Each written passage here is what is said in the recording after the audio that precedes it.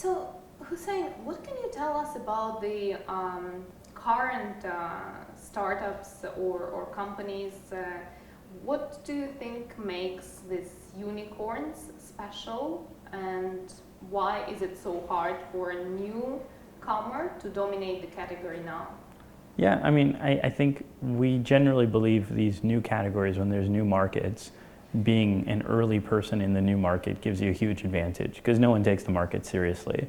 So if you're the first person to kind of show up or one of the first people to show up, it's easy to be able to scale, especially if the market takes off around the same time. All the pieces have to line up, but it's nice. Whereas if you're trying to build something that's a better version of something that already exists, you have to spend a lot of money, you have to do a lot of things correctly.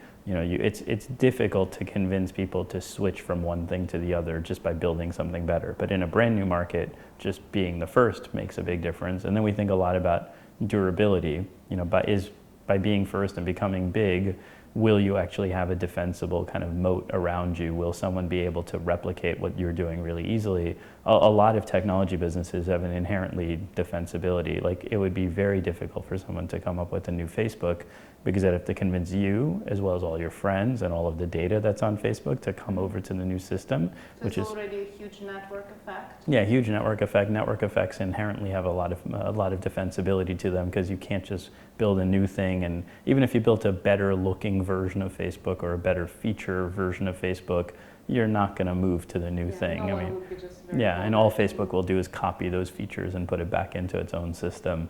It's a naturally defensible market. So we look for defensibility as well over the long term. What about some other major companies that everyone is talking about nowadays, like Uber or Revolut? What do you think about those? Yeah, so Uber, we had a big debate inside of my partnership, with my business partners about the sustainability or durability of Uber. And I think Uber is actually really easy to copy because anyone can set up a car service. I mean, there's an app, but it's not that hard to build an app.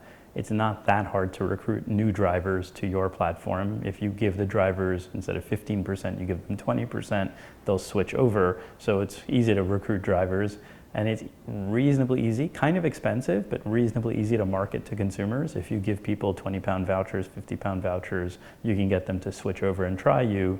And as long as your car shows up in a short amount of time, it's clean, it's safe, there's no reason for you to switch it. You're not naturally inclined to say, I have the Uber app on my phone, I'm not going to install any other apps. If there's a reason for you to install the other app, you'll install it. So I don't think that's a very defensible business. How do you make sure that you control this money flow and you don't give too much money or too little money? Are you in touch with those startups you're investing in? Yeah, we don't control. So we largely write the check, and then we trust the people that we're writing the check to use the money wisely. We're not a control business. We're very supportive of our founders. Now, we talk to them a lot, but we're kind of in the back seat, which is one of the reasons why we don't give them like 5 years worth of cash in one shot. We give them like 1 or 2 years. And our general philosophy is, in 1 or 2 years, you should be able to build enough value in the company where you can then go to the market again and get the next 1 or 2 years. So, and every 1 or 2 years, it kind of keeps you honest because you have to show that you have to generate a real amount of value in which to get other money. So you don't want to overcapitalize a business, and at the same time, you don't want to undercapitalize a business. And usually, it takes like a year, maybe a year and a half to be able to demonstrate something is working in a good way. So you are investing a lot in the first Series A. Yeah, we're kind of seed and Series A. So you won't be investing in the companies you invested initially for the next rounds. We keep investing in the future rounds, but you find new. It's another way of double checking that you are not on the wrong track, because if another very good venture fund writes the next check, then you're safer, and you kind of know that you're not the only person in the world who thinks this company is good. Someone else who's also really good thinks it's really good, and so there's a little bit of comfort, right? A bit of peer review. Yeah, it's like academics. It's like you're getting peer reviewed by the market, and then you keep investing into those kinds of things. You always want to keep investing in the companies that are working well. Hussein, can you tell me more about the overall process of selecting a startup that is coming to you, or you are finding them?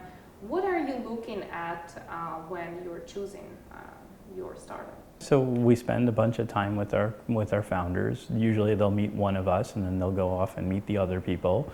How many are there? We're 3 people, and 2 of us are on the investment team, and 1 person kind of runs the firm day to day. So they'll meet both of the investment team. We dive into the market, we dive into the problem that they're solving, we dive into the competition, we dive into kind of the unit economics, like, you know, let's forget about the business today because it probably makes no money, but, you know, in 2 years or 5 years when it starts making money, how does it make money?